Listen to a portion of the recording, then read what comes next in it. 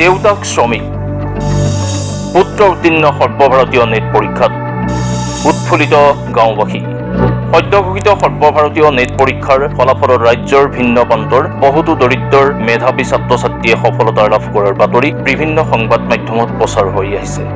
তেনে এজন দৰিদ্ৰ পৰিয়ালৰ মেধাৱী তথা সফল যুৱক চিচিবৰ গাঁও ৰাজচক্ৰৰ অধীনৰ ধূনাগুৰি কলিতা গাঁৱৰ যুৱক দেৱজিৎ কলিতা। দেৱজিৎ কলিতাৰ ধূনাগুৰি কলিতা গাঁৱৰ গোবিন্দ কলিতা আৰু লক্ষীমাই কলিতাৰ পুত্ৰ। দেৱজিৎ কলিতাই সদ্যঘোষিত সৰ্বভাৰতীয় নেট পৰীক্ষাত মুঠ 546 নম্বৰ পাই সফলতা লাভ কৰি অঞ্চলটোলৈ গৌৰৱ কঢ়িয়াই আনিবলৈ সক্ষম হৈছে। অতি দৰিদ্ৰ পৰিয়ালৰ যুৱকজনৰ পিতৃয়ে কেৰালাত শ্ৰমিক হিচাপে নিয়োজিত হৈ কোনোমতে পৰিয়ালটোৰ পোহপালন দি আহিছে। ধেমাজিৰ নবোদৰ বিদ্যালয়ৰ পৰা 2021 চনতেই উচ্চ মাধ্যমিক পৰীক্ষাত উত্তীৰ্ণ হৈ অৰ্থৰ অভাৱত ঘৰতেই পঢ়া শুনা কৰি আছিল। লক্ষ্য আছিল নেট।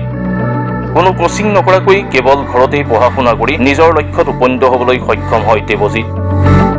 দেৱজিৎৰ এই সাফল্যত উৎফুল্লিত হৈ পৰিছে সমগ্ৰ গাঁওবাসী। ইতিমধ্যে চিচিবৰ গাঁৱৰ সফল ব্যৱসায়ী নন্দীগিৰি ভূঞাই দেৱজিৎৰ ঘৰত উপস্থিত হৈ দৰিদ্ৰ যুৱকজনৰ পঢ়া শুনাৰ সম্পূৰ্ণ দায়িত্ব লোৱাৰ তথা প্ৰতিশ্ৰুতি প্ৰদান কৰিছে। নন্দীগিৰি ভূঞাৰ এই মহানুভৱন্তাৰ বাবে তেওঁ সংবাদ মাধ্যমৰ জৰিয়তে ধন্যবাদ জ্ঞাপন কৰিছে দেৱজিৎৰ পৰিয়াল তথা স্থানীয় ৰাইজে।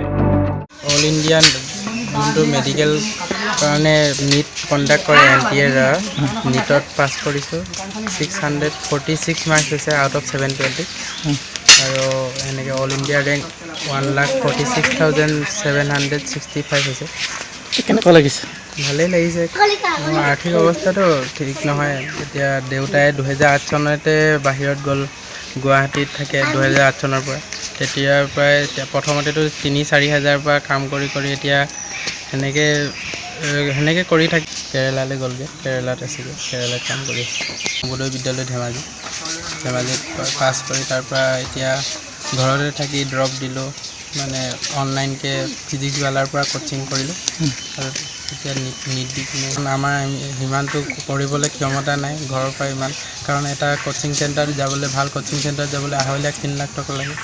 এতিয়া ঘৰতে সেইকাৰণে আমাৰতো এফৰ্ড কৰিব নোৱাৰে ঘৰৰ পৰা, অফলাইনকৈ ঘৰতে থাকি 4,500 মান আছিলে এবছৰ কোৰ্চ ফিজিক্সৱালা। সেইটো এটা ভাল প্লেটফৰ্ম, মানে চব দুখীয়া মানুহে য'ত মানে হেৰি কৰিব নোৱাৰে তেওঁলোকেও 4,200 এটা যেনেকৈ হ'লেও কিবা এটা কৰি হেৰি কৰিব পাৰে, কোচিংটো ল'ব পাৰে আৰু ভাল পঢ়োৱাটো ভালেই, কণ্টেণ্টটো যি দিয়ে ইমান লাগতিয়াল।